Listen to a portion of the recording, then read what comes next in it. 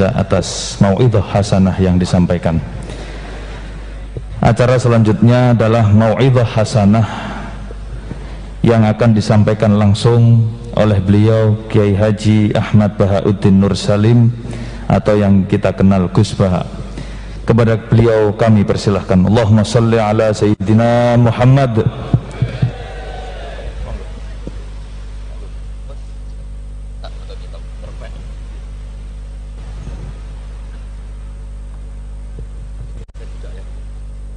Pakai meja juga.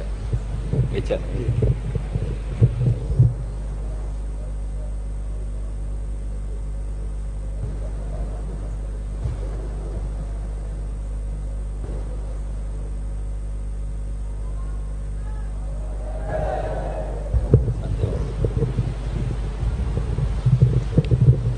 Assalamualaikum warahmatullahi wabarakatuh. Bismillahirrahmanirrahim. Alhamdulillahirabbil alamin. Wassalatu wassalamu ala asyrafil mursalin sayyidina Maulana Muhammadin wa ala alihi washabbihi ajmain. Amma ba'du. Yang sangat kula hormati paman kawula Kiai Haji Idris bin Abdul Hamid bin Abdullah bin Umar, Mustasyar PBNU sekaligus Wakil Presiden Profesor Dr. Ma'ruf Amin, yang sangat saya hormati, yang sangat saya kagumi Kiai Haji Mustafa Bisri, sedanten para habaib ingkang kula hormati, wabil khusus Habib Hasan Asgaf ingkang saya hormati, mas-mas kawula keluarga teng mriki ingkang kula hormati, yang masih haru nangis dawuh Gus Mus monggo diterusaken. Mergi ceritane niku mengharukan betul. Kula bagian sing santai mawon. Jadi diantara yang disesali Sayyidina Umar itu justru kesolehan Abu Bakar yang berlebihan, karena nirune terus kangelan. Terus kula mun ngertos niki kelakuane Mas Amak, Mas Aziz soleh pas-pasan supaya anaknya lebih ringan itu, jadi nirunya lebih ringan. Jadi Abu Bakar ketika diangkat jadi khalifah itu pagi harinya masih ke pasar bawa dagangan. Ditanya beberapa sahabat, kamu mau kemana? Ya mau ke pasar. Ngapain ini? Ya cari rezeki untuk keluarga kami. Kata beberapa sahabat, kamu tidak usah melakukan itu. Singkat cerita terus ada rapat supaya Abu Bakar itu digaji. Akhirnya digaji dan beliau nggak perlu kerja tapi fokus memikirkan umur al-muslimin. Tapi setelah beliau mau wafat itu semua gajinya dihitung, kemudian nyuruh keluarganya diganti. Akhirnya diganti. Setelah diganti, beliau dalam posisi wafat, segala kebaikannya diceritakan. Itu komentarnya Sayyidina Umar itu lucu. At-abta man ba'dak, mbok nak soleh aja nemen-nemen, sing genti ku repot. Jadi kalau Mbah Hamid itu terkenal alim, terkenal wali, terkenal donyane mustajab, itu sing repot itu putune. Kalau nak gue jelek Mbah Idris rawani, mergo paman. Tapi nak terus niku repot putune. Misalnya apa yang ganteng ya kalah ganteng, apa alim ya kalah alim, donga mandi ya kalah mandi. Pokoknya kalah kabeh. Terus repot. Mulane maca manaqib niku nggih resiko sebetulnya. Kula niku cara dadi putune Mbah Hamid, iki ora wani cerita Mbah Hamid, demen diarani, lah putune kok ngene. Dadi niku nggih repot-repot. Terus nak Gus Ipul mun nyerah mek kula mun nyerah Gus dadi wali, mun kepingine wali kota mawon. Niku mun cocokan kalian kula pas kawine napa nikahe Mas Aziz. Terus babai wali tadi dekne frustasi mun frustasi mun mboten kepen dadi wali kados babai tapi terus kepen dadi wali kota. Itu kalau gak tawaduk ya frustasi memang. Kalau gak tawaduk ya frustasi. Tapi bagus lah. Karena ciri utama wali itu ngurusi amror ra'iyah, urusan apa? Rakyat. Jadi itu wali betulan maupun wali kota itu ada titik samanya, yaitu sama-sama memikirkan urusan apa? Rakyat. Bedanya yang wali betulan digaji Allah, yang wali ini digaji negara, itu saja bedanya. Tapi sama-sama al-ihtimam bi umuril muslimin, sama-sama serius mengurus urusannya orang-orang Islam. Saya kalau tadi saya memang menyiapkan materi yang ilmiah karena saya punya naskah nadzumanipun Sulam Taufik yang dinadzumkan Mbah Hamid, nanti saya terangkan.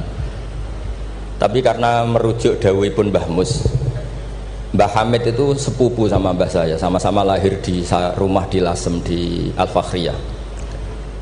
Itu memang mulai dulu terkenal wali, mulai kecil. Tapi saya akan cerita dari sisi keilmuan beliau.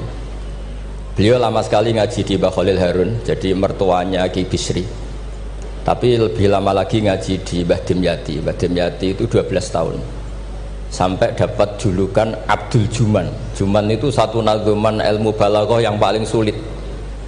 Jadi balaghah itu ada karangan Mustafa Al-Hulayaini, itu yang bentuk nathar itu masih gampang lah. Ada Jawharul Maknun itu masih gampang. Setidaknya bisa dianggap gampang. Kalau nggak gampang ya dianggap gampang. Tapi yang paling susah itu Juman. Saking susahnya itu nggak ada yang bisa nyarai. Akhirnya mu'alifnya nyarai sendiri. Itu namanya kitab Bukutul Juman. Jadi didol gak payu, akhirnya dipayoni mu'alifnya sendiri. Karena kaidahnya sudah ruwet. Dan itu diantara keahlian beliau memang tentang Juman. Seperti yang diceritakan Gus Mus tadi, diceritakan Mbah Mus tadi. Kalau orang ahli balaghah itu mengutarakan sesuatu itu indah.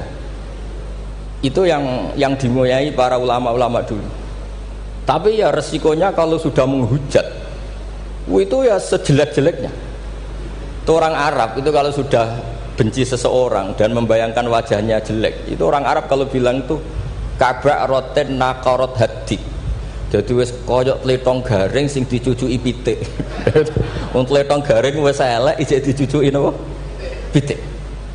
Jadi orang Arab itu memang ahli balaghah. Jadi kalau muji ya sundel langit, nak menjatuhkan juga sejatuh-jatuh. Dan itu ada ilmunya. Sehingga orang Arab itu misalnya muji orang baik, berperilaku gimana kalau kamu hubungan dengan orang sekitar Anda. Itu unik cara berpikir orang Arab. Karimun mata amdahu wal waro ma'i wa idza malum tuhu wahdi. Kalau saya kenal kiai, kalau saya kenal habib atau kenal orang alim, itu orang-orang mulia. Orang mulia itu cara memperlakukan gimana? Karimun mata amdahu, mesti amdahu wal waro. Sekali saya muji dia, pasti saya puji bareng-bareng orang banyak. Tapi wa idza malum tuhu wahdi, ketika saya kurang berkenan atau agak ngeritik, pasti saya kritik sendiri. Akhirnya itu jadi pola sosial yang sampai sekarang itu menopang Indonesia. Indonesia itu begitu mencintai Pak Karno, Pak Hatta, mencintai para pendiri bangsa ini. Dan ketika mencintai itu diungkapkan secara publik. Dan ketika ada tidak cocoknya, misalnya ya apalah namanya orang kan ada tidak cocoknya, ya diempet dhewe. Jadi rodok-rodok buku sundupan kira-kira gitu, karena memang itu etika yang benar. Jadi karimun mata amdahu wal waro ma'i wa idza malum tuhu wahdi. Orang mulia itu orang yang kayak apa? Orang yang ketika baik atau ketika kami puji, akan saya puji secara publik, secara massal, secara masif. Wa idza malum tuhu wahdi. Dan ketika saya kurang berkenan atau agak ngeritik, maka akan saya kritik sendiri. Misalnya dalam banyak hal, saya sama orang yang terkenal wali itu ya kadang tidak cocok. Tidak cocoknya mungkin hasut atau nggak bisa niru, tidak tahu saya. Tapi ya kadang-kadang tidak cocok. Tapi itu tampet. Nah, ini tak omongkan itu untuk cerita, bukan. Karena wali itu ya punya rival. Ada rivalitas wali itu ya ada. Ada dua wali besar yang saling tidak cocok. Satu itu wali kalau sakit itu muni waduh pokoknya sakit. Ditiliki sama wali, sama-sama wali. Kamu itu wali kalau sakit kok waduh wali model apa? Wali itu ya kayak saya, tidak pernah sambat gitu. Kalau sakit pun menengahi gitu. Terus justru itu masalah kamu di situ. Sok wali pakai perilaku wali. Justru saya seperti ini jadi wali karena koyok wong awam. Ini tawaduk saya gitu. Jadi ini dua wali besar, kecil-kecilan. Maka kalau ada orang muni waduh anggapnya wali yang sedang tawaduk, niru orang awam itu. Atau memang awam betul. Jadi wali itu ya kecil-kecilan, ya saling tidak cocok. Maka masyhur dalam cerita Abu Yazid Al-Bustami, itu beliau GR sama Allah sampai tanya, ya Allah yang setingkat dengan saya itu siapa? Itu dijawab, yang tidur dekat kamu itu satu kamar tidur terus, hanya sholat fardu dia bangun. Padahal Abu Yazid itu tahajud, witir, apa saja dilakukan. Terus ditanya sama Allah, kenapa ya Allah kamu itu ibadah serius sama saya itu kayak nganggap saya gimana gitu. Kalau kamu udah ibadah kayak mesti saya hukum, kalau ini tidak, nganggap saya itu baik, terus ditinggal tidur.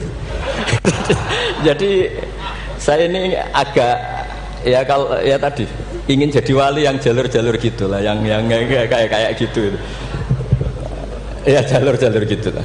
Ini bisa ditiru tapi kayaknya yang sudah dikasih saya itu, jadi tidak semuanya bisa niru.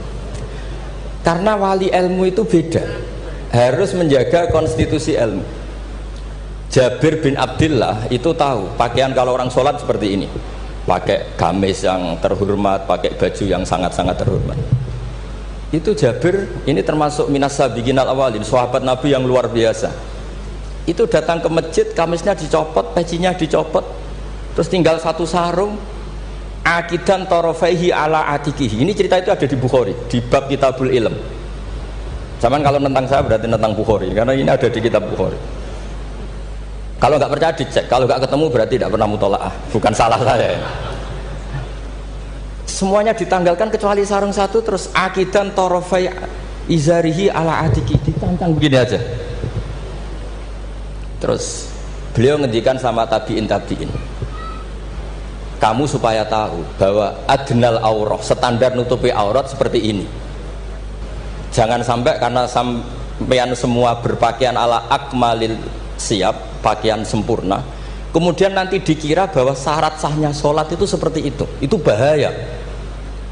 Orang di Indomaret sholat harus berpakaian begitu, nanti yang sedang kernet harus begitu, itu berat bagi umatnya Nabi.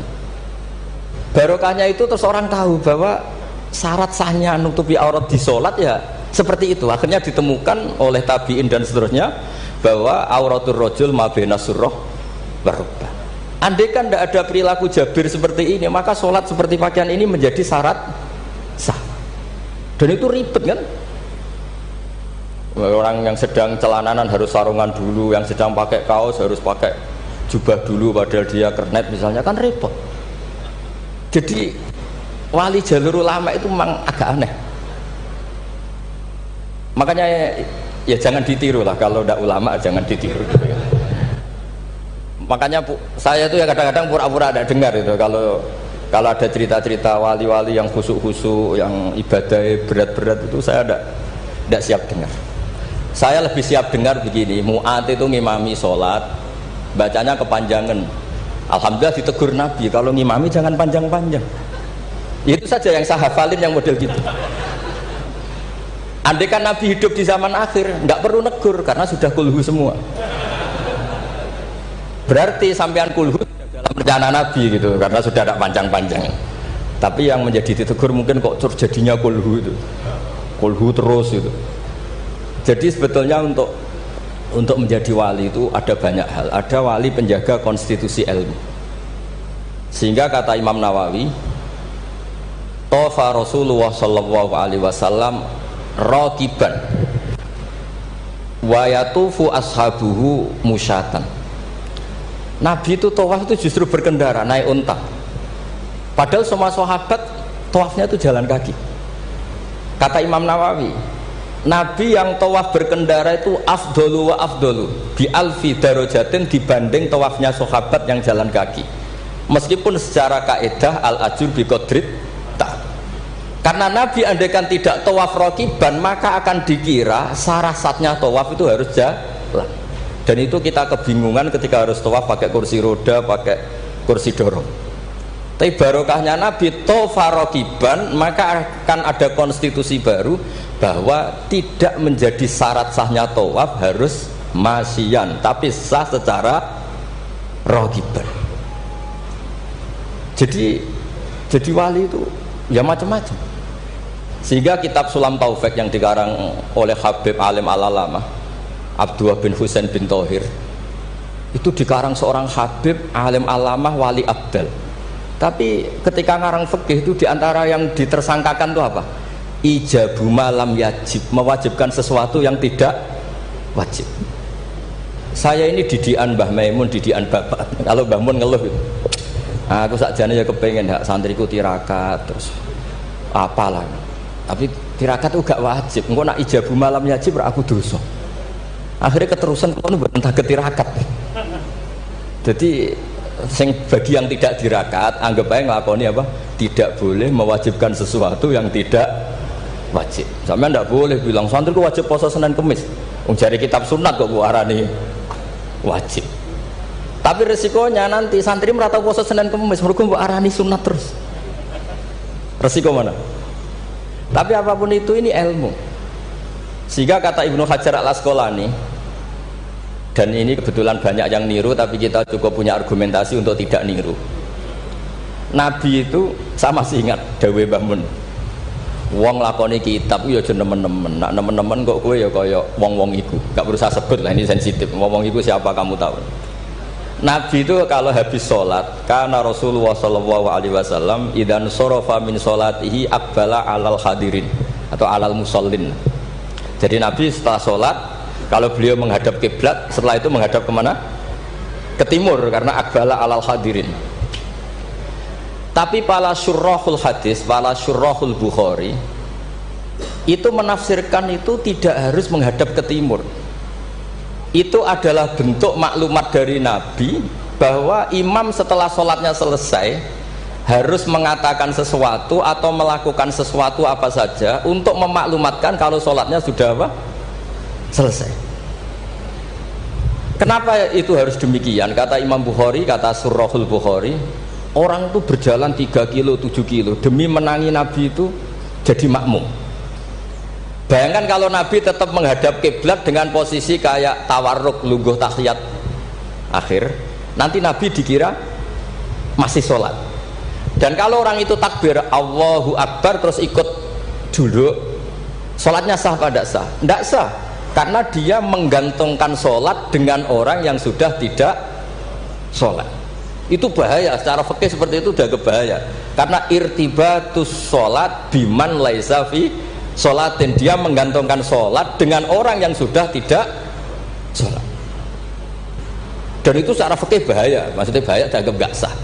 Untuk memaklumatkan itu maka Nabi menghadap ke timur kalau dalam konteks Indonesia, supaya mereka tahu kalau Nabi sudah tidak sholat.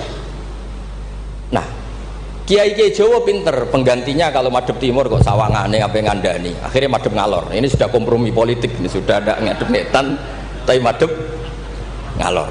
Ada yang nggak madem ngetan, nggak madem ngalor, tapi mau astagfirullahaladzim, astagfirullah. Sementing jangan tunjukkan dengan rokokan. Nah, itu nggak boleh. Jadi makanya nggak boleh membuang ilmunya ulama. Karena dengan penjelasan seperti itu sebenarnya yang paling pokok adalah pemakluman bahwa sholat ini sudah selesai, sehingga yang datang tidak menjadi makmum. Karena sekali yang datang posisi makmum itu nanti dia menggantungkan sholat dengan orang yang sudah tidak sholat. Kayak apa guru-guru kita? Dan itu bisa dipelajari dari kitab-kitab kesayanganipun Mbah Hamid. Saya dengan beliau kalau pakai keluarga, beliau sepupu mbah saya. Kalau pakai sanad guru ya, misalnya saya sering ngaji sekali sama Mbah Maimun. Mbah Mun bisa lewat Mbah Zubair. Mbah Zubair dulu ngaji Kiai Fakih Mas Kumambang yang di Gresik itu. Kiai Fakih ini ngaji sama Kiai Mahfud Termas. Berarti saya kelima.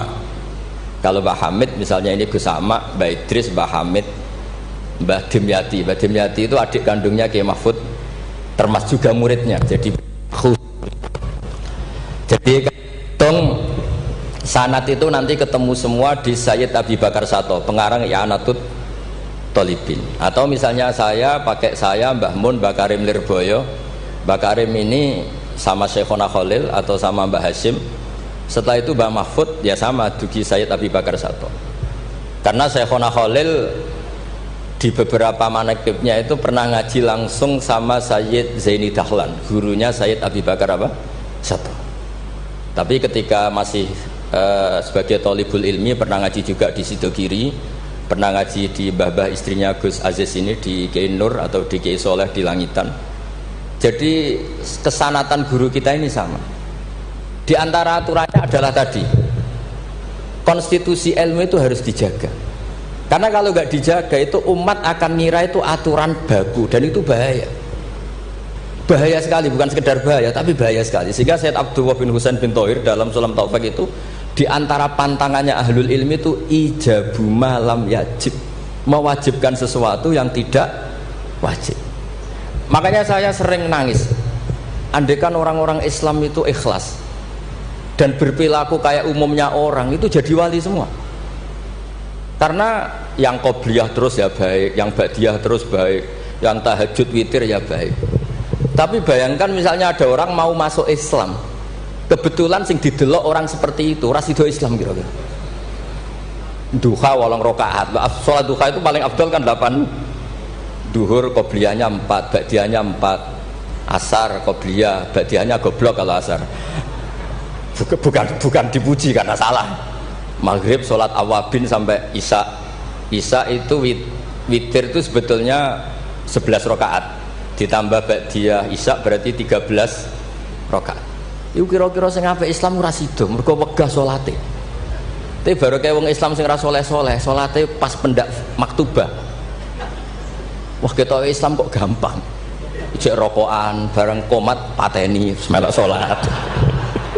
Bar salam balik nang rokoke dirokok. Ya sudah gitu sampai mati gitu. Kok penak, ternyata Islam itu tidak berat. Itu juga ada sanadnya. Ada seorang Arabi tanya, "Ya Rasulullah, Islam itu apa?" "Khamsu shalawatin." Terus dia tanya, "Hal alayya ghairuha ya Rasulullah?" "Qala la illa anta tawwa." Gak isiku tok pas. Sampai 5 rukun Islam dijawab. Dan si Bedui ini bilang apa? Wallahi la azidu ala dzalika wala angkus. Saya demi Allah, tidak akan saya kurangi, tidak akan saya tambahi. Pas ya Rasulullah. Tapi ini Islamnya Bedui loh, sampean niru nggih monggo. Tapi apa kata Nabi? Man sarrahu ayyang dzura ila ahlil jannah falyandzur ila hadza. Siapa yang suka melihat ahli surga, lihat orang ini. Orang yang sudah bersumpah tidak akan menambah ibadahnya sama sekali. Kamu tidak boleh niru itu. Tidak usah saya larang juga sudah sebagian begitu. Tapi itu barokahnya luar biasa. Di kitab Majmu' sarahnya Muhadzab itu, setiap ada ulama yang mengatakan witir itu wajib, ada juga ulama yang mengatakan witir itu wajib, itu langsung wa hadza batilun li hadisil a'rabi. Pendapat itu jelas salah li hadisil Arabi, karena ada hadis Arabi jelas tanya Nabi, hal alayya ghairuha ya Rasulullah, di luar 5 waktu itu apa ada yang wajib? Qala la. Jadi barokahnya Bedui ini, setiap ada ide witir wajib, tahajud wajib, pernah ada ide-ide itu ya ada, itu langsung wa hadza batilun di hadisil Arabi. Ketika era Imam Malik, beliau mengarang Muwatta. Ini sebagai bentuk penghormatan saya sama Mbah Hamid. Karena kalau beliau terkenal wali itu tidak usah saya terkenalkan. Saya akan mengikuti Mbah Mus tadi. Sisi betapa beliau seorang alim alama, seorang ahli balaghah. Nanti saya baca, saya juga bawa manaqibnya beliau. Ketika Imam Malik mengarang Muwatta, itu di teks Muwatta itu ada kalimat begini. Ghuslul Jum'ati, ada yang baca Ghuslul Jum'ati wajibun ala kulli muhtalimin. Mandi Jumat itu wajib bagi setiap yang sudah akil balik. Al-witru hakun wajibun ala kulli muslimin. Itu Imam Malik langsung nyusuli. Laisa huwa kama tarawuna. Makna wajib di situ bukan seperti yang kamu bayangkan. Jadi tidak wajib kalau ditinggal nggak mandi terus nggak apa? Sah. Lagi-lagi jawabannya apa? Li hadisil a'rabi. Nah, ini juga harus ada yang menjaga konstitusi seperti ini. Sehingga kata Sayyid Zabidi, pengarang kitab Ithaf itu, kalau kita sampai Ithaf ya hitung saja, setelah Mbah Mahfud ini punya abah alim alamah namanya Abdullah punya abah alim alamah namanya Abdul Mannan. Abdul Mannan ini awaluman lazama Sayyid Zabidi sohibul Ithaf di Mesir. Jadi Abdul Mannan ini yang ditulis di kedutaan Mesir, orang Indonesia pertama yang sebagai ulama di Mesir. Beliau ngaji mulazamah sama Sohibu Syarhil Ikhya. Gini beliau mulazamah kalian sengarang Ithafus Sadat Al-Muttaqin, namanya Sayyid Murtado Az-Zabidi. Terus pokoknya sanad Indonesia itu top pokoknya.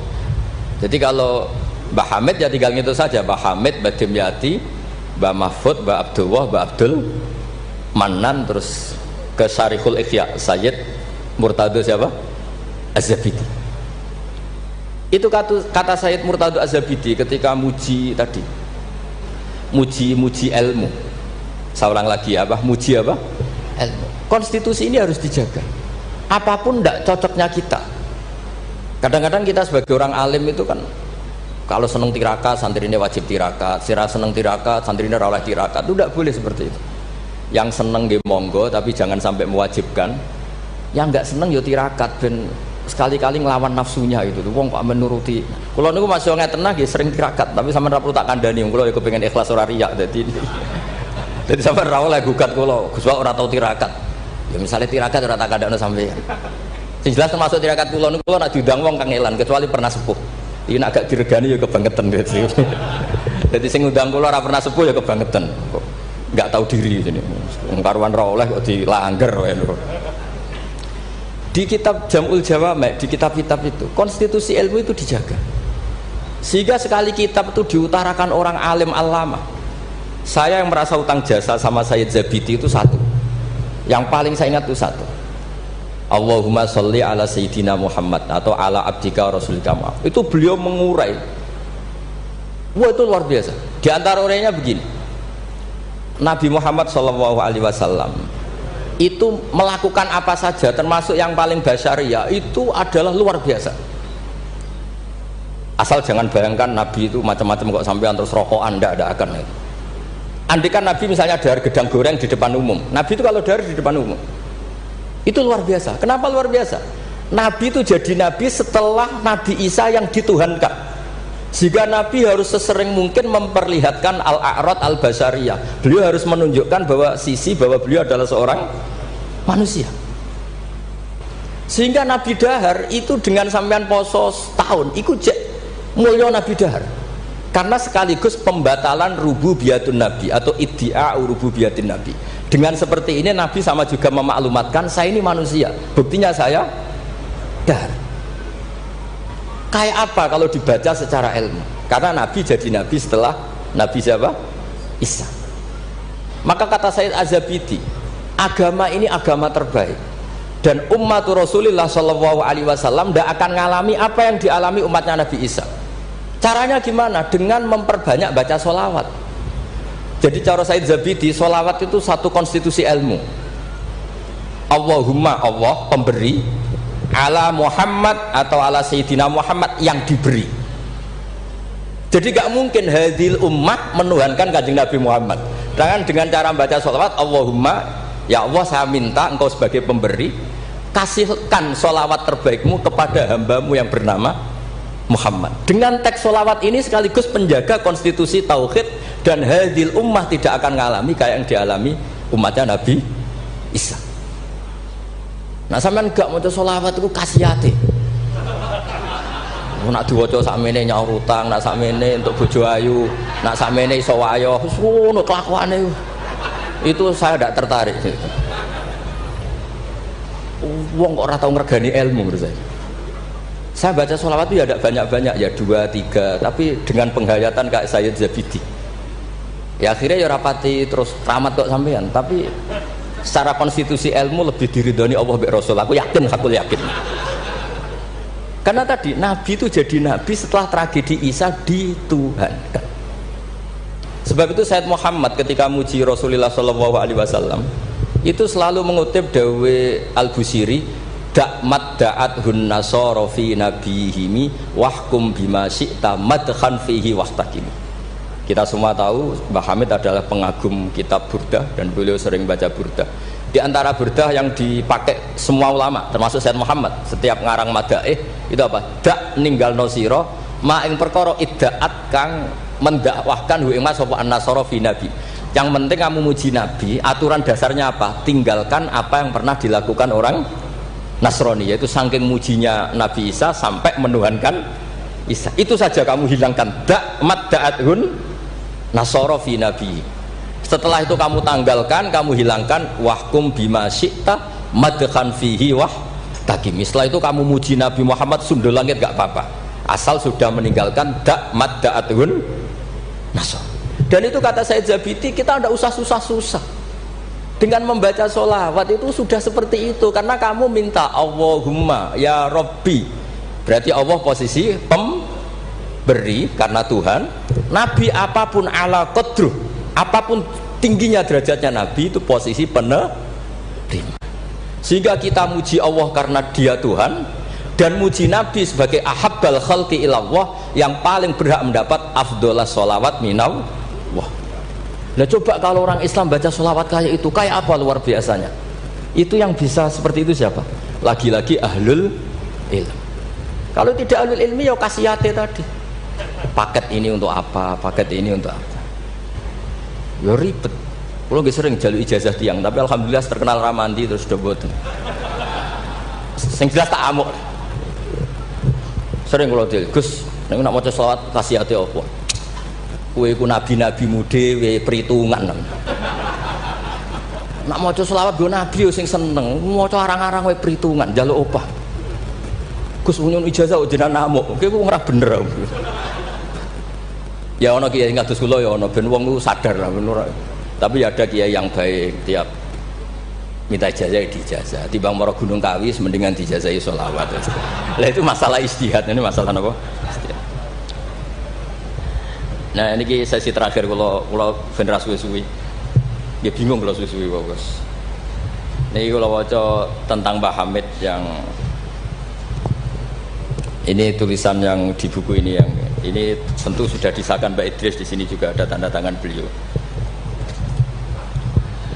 Bismillahirrahmanirrahim. Wajtahada kullal istihadi khilalaha fa akhudha min kulli ilmin min ulumiddin khadzuhul awfa wa qistahul akfa wa baru'a fi ilmil balaghati wal bayani hatta istahara bi abdil juman li qudrati istidharihi abyata wa syawahida mangdumati uqudil juman bi kulli jaudatin wa itqanin wa uyina akhiran mudiran wa umdatan lil ma'had wa mudiran idaratil madrasah allati unsiat di awali maratin lil ma'had.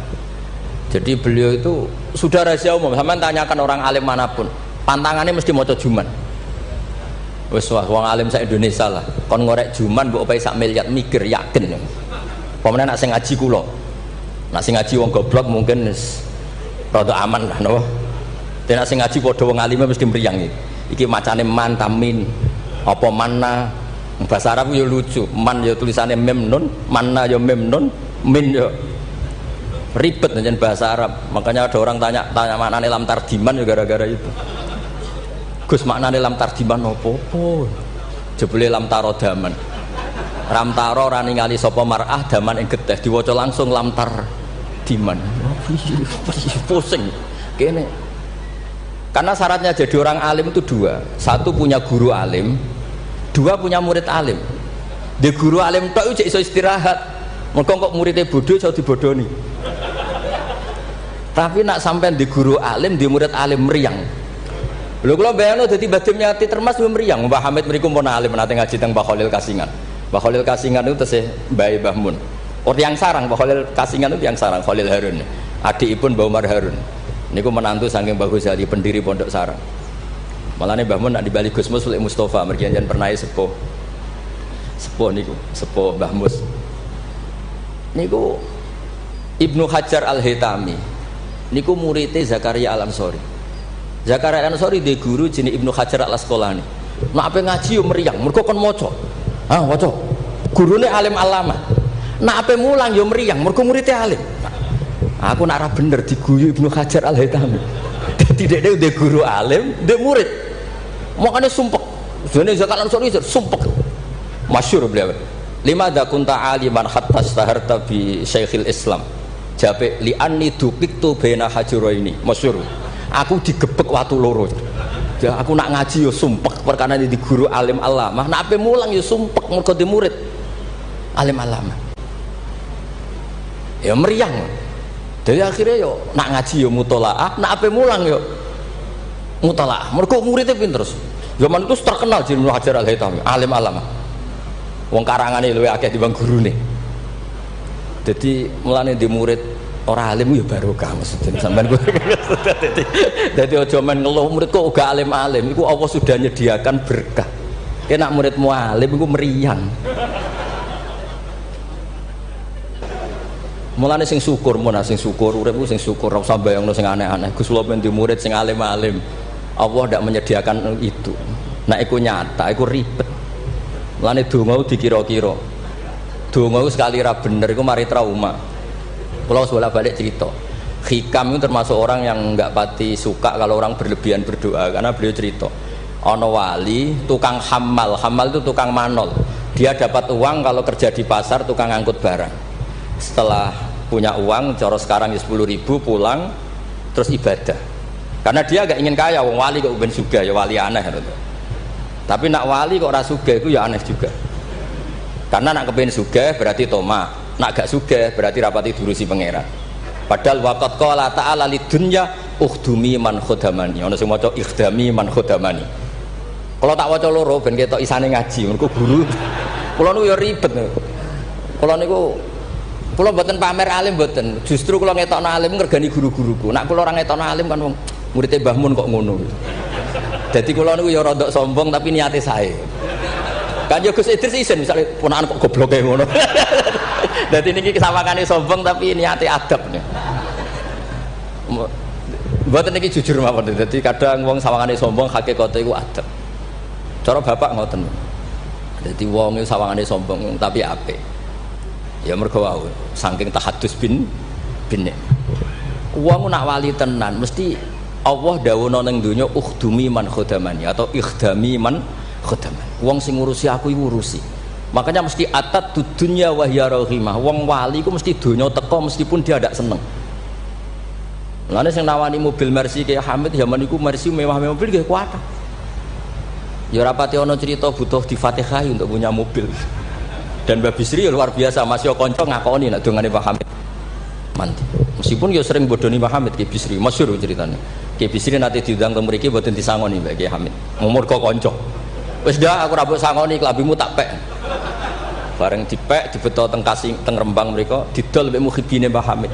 Payune luwih larang timbang harga mubalek. Zaman itu misalnya umumnya balek dipangoni 1,5 juta, itu payu 3 juta. Yo gak ada cerita ngoten enten WA Ki Bisri kalian Ki Hamid ora tau WA-an. Bareng Ki Bisri sowan mriki, susuke Kang. Dadi dhisik wali ya rileks guyon santai. Dadi singkat cerita niki hamal niki ndonga ya Allah kula niku wali, mau kepengin mangan sak pire kok dadi hamal. Kula niku sukani rezeki sing ora usah kerja. Walhasil beliau itu udhu'iyah sarikon, di dakwah dia mencuri terus di penjara untuk jatah mangan, tiap hari untuk jatah mangan. Gusti kenapa harus penjara? Kan kamu minta rezeki tanpa kerja. Gak iso sampai pangeran ralat doa mboten saged. Mulane ndonga niku aja ya sing ana sunah Rasul. Mergo nek sekali keliru niku ribet. Mulane kula nate wonten tiyang melarat wedok elek kebetulan niku rayu. Yo dongakno Gus, dongakno bojo kula niku sugih. Aku ya tak jawab. Sampean siap nak bojomu sugih? Maksudnya nak sugih mesti pertama digenti ku omah. Bariku mobil. Bariku mesti dievaluasi ku sampeyan. Omah wis apik, mobil wis apik, mau karek sitok. Kok penumpangnya ngene. Akhirnya mun Gus Rafsah. Dadi donga iku ya kudu dipikir lho. Lho coba setelah potongan wong lanang wis padha wae lah susu. Coba ketika omahe mewah, mobilnya mewah misalnya Alphard. Terus yang mlebu seperti itu ya enggak usah dijelaskan itu kan. Coba apa yang kira-kira dievaluasi? Rumah sudah diganti, mobil yang kira-kira diganti apa coba? Sakhir mboten Gus naoten mboten usah. Jadi kalau berkali-kali membatalkan doa karena timbang donga ketok ramandine atau ya sudah seperti itu. Niku nggih trik niku, ketularan gosipul politik niku. Itu sangat politik. Mun kula maca mawon sing mudawwan. Nah, saya senang kalau buku tentang beliau itu mudawwan. Karena kalau tidak mudawwan itu nanti nasibnya Mbah Hamid kayak les. Al-Laitsu afqahu min Malik illa annahu daya'ahu ashabu. Itu dawuh Imam Syafi'i. Sebetulnya Imam Les itu lebih alim ketimbang Imam Malik dalam hal fikih. Illa annahu daya'ahu ashabu, tapi ashabnya Les menyia-nyiakan. Artinya gini, Imam Les itu punya karangan, punya perilaku, tapi sama murid-muridnya tidak didokumentasi. Akhirnya orang tidak tahu lagi Imam Les. Padahal itu rival debatnya Imam Malik. Makanya penting bagi ini ada Gus Sama, ada Mas Aziz supaya mengabadikan tulisan-tulisan Pak Hamid, termasuk Nadzuman Sulam Taufik. Karena bikin nadzuman itu tidak gampang. Dari kata nasar, prosa, dinazumkan itu kan butuh keahlian. Karena nadzuman itu harus notnya sama, akhirannya sama. Mengganti kalimat yang prosa itu kan tidak gampang. Ini sudah saya cek karena saya tiap hari juga baca Sulam Taufik. Itu sama sekali nggak ada yang dibuang dari kata aslinya. Kata aslinya yang di Sulam apa? Taufik. Jadi seni bikin nadzuman itu ya tidak gampang. Misalnya begini, saya beri contoh yang terkenal ya. Kenapa saya milih yang terkenal supaya lebih gampang. Zaman Sayyidina Ali karramallahu wajah masih sugeng itu ngendikan begini. Yaqsimu dhuhri, ada riwayat qasama dhuhri rajulani abidun jahilun wa alimun fasikun. Yang merusak Islam itu hanya orang dua, orang abid tapi bodoh, orang alim tapi fasik. Itu ulama dulu segampang ini membuat padanan itu dan maknanya sama. Fasadun kabirun alimun mutahatiku wa akbaru minhu jahilun mutanassiku. Kerusakan besar kalau ada orang alim yang fasik, tapi lebih rusak lagi kalau ada orang bodoh ahli ibadah. Itu I'anatul Thalibin, Said Abi Bakar Sato, gurunya Mbah Mahfud. Berarti Mbah Hamid, Mbah Dimyati, Mbah Mahfud, Said Abi Bakar apa? Sato, berarti guru keempat. Itu punya cerita. Kenapa orang alim yang fasik afdalu min jahilin mutanassik atau min jahilin abidin? Terus dua orang ini berdebat, ya apik wong bodoh lah, piye ahli ibadah, tetap apik, mula wong alim tapi fasik. Dua orang ini akhirnya sepakat. Marani wong bodoh sih. Marani wong bodoh ya pas ibadah jenenge wong bodoh. Ibadah. Dua orang ini ya rada kurang ajar wong loro. Ya fulan ana rabbuka, aku iki pangeranmu. Seneng aku kowe nyembah aku terus. Tapi mulai saiki wis tak bebasno. Sesuk-sesuk ora ibadah ra apa-apa, wis tak ridani, tak ridani. Iku langsung muni hore sesuk wis bebas. Saking bodone. Umpama dekne ngaji kan ngerti, sautu wa harfu iku Allah nak ngendikan gak nganggo sautun ka sautil adam. Umpama dekne tau ngaji kan Allah iku mukhalafatul. Ora mungkin Allah kok di swara kaya ngono iku ora mungkin. Tapi matur nuwun Gusti, matur nuwun Gusti. Mulai sesuk kula mun mboten salat malih. Menang sing sitok delok bodho. Wis, akhirnya golek wong alim sing fasik. Delok pas mabuk jenenge fasik. Mabuke jenenge masjid bisa. Wong alim piye-piye dhewe bau-bau masjid. Mabuk ning masjid. Seneng sing sitok. Wah, satu-satu berarti mergo sing mau bodho, sing sitok mabuk. Seneng sing dia pendapat ya apik wong abid sing bodho timbang alim fasik. Mergo pas mabuk. Oleh muni ya padha kok pager. Ya fulan. Ama tastahi minni ana rabbuka. Mbok wong diisin to ambek aku iki pangeran ndelok kowe kok amen mabuk. Si wong alim mau masuk mabuk iki jadi sisa-sisa alime. Golek pedak. Ya fulan ulimukal ana rabbak. He fulan tak ulang pangeranku sapa? Ono pangeran kok nyuwara. Dibedak. Artinya dekne jek memenuhi definisi ilmu nak Allah mukhalafatul bil hawadis. Wis mabuk lho cek waras. Ya maksudnya nak iso ya aja bodoh aja ngono maksudnya nak iso. Tapi ini kalau cerita tentang Mas Sama, tentang Mas Aziz ini mas-mas kula sedanten ndak gampang. Jangan kira terus ini hanya nukil, nggak gampang. Dari lafadz apa nathar prosa kemudian menjadi apa? Nadzuman kayak tadi dari qasama dhuhri rajulani. Terus diganti apa? Fasadun kabirun alimun mutahatiku wa akbaru minhu jahilun mutanasib. Ini saya beri contoh ya. Tak beri contoh. Mari sampean dorang tidak semuanya ngaji Sulam Taufik. Nah, kalau ngaji terus radi ngertos dari teks aslinya. Misalnya begini ya, ini yang Khatmun alal mukallafid dukhulu fi dinina ja'a bihi rasulu ma'asubuti fihi bidawami wa akhdhi lazimin ahkami. Ini kan persis teks di aslinya. Sampean siapapun yang ngaji Sulam Taufik pasti tahu. Terus kada kafis sifati wal af'ali subhanahu an al-sunil juhali. Ini mengganti ta'ala amma yaqulu na'uluwang kabiro. Ursila rahmatan ilal makhluqi turran wal ma'rufu bil masduqi. Ini berarti pengganti kata rahmatan lil alamin. Terus ini yang yalzamu kullu muslimin ayyamna'a islamahu wa saunu amma qata'a min qaulin aw fi'lin aw i'tiqadi wa walladhi yatuna birtidadi. Ini kan waqad fasha tasahulul kalami fi zamani mukhrijil islami. Itu kan di apa? Di kitab Sulam Taufik memang kalimatnya seperti itu. Wa yaksuru fi hadzal zaman at-tasahul fil kalam begini-begini sampai keluar dari mereka kalamun sing mengeluarkan mereka dari nopo Islam. Terus di sini diganti waqad fasha tasahulul kalami fi zamani mukhrijil islami wala yaruna dzaka dzamban fatla angkau nidzakal fi'li kufron asla. Itu kan meskipun kamu hanya dengar itu persis seperti kata nasarnya, tapi oleh Mbah Hamid digubah monggo Mbah Firdaus sedemikian supaya menjadi nadzuman yang mudah dihafal. Jadi itu butuh malakah. Nah, kenapa beliau punya malaka itu? Karena ketika ditermas di antara kitab yang beliau kaji itu adalah Uqudul Juman sampai punya gelar Abdul Juman.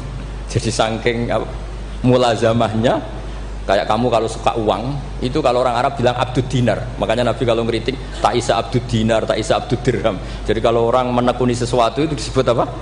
Abdul. Itu dulu Kiai Hamid ditermas sampai punya gelar Abdul Juman. Saya kira ngoten nggih mun masyhur sedanten. Assalamualaikum warahmatullahi wabarakatuh. Waalaikumsalam warahmatullahi wabarakatuh. Hadirin hadirat rahimakumullah. Demikianlah mau'izah hasanah dari Kiai Haji Ahmad Bahauddin Nur Salim. Semoga dengan dua mau'izah yang disampaikan oleh Kiai Haji Mustafa Bisri dan Kiai Haji Ahmad Bahauddin Nur Salim ini kita bisa banyak mengambil faedah, bisa banyak mengambil ilmu, dan bisa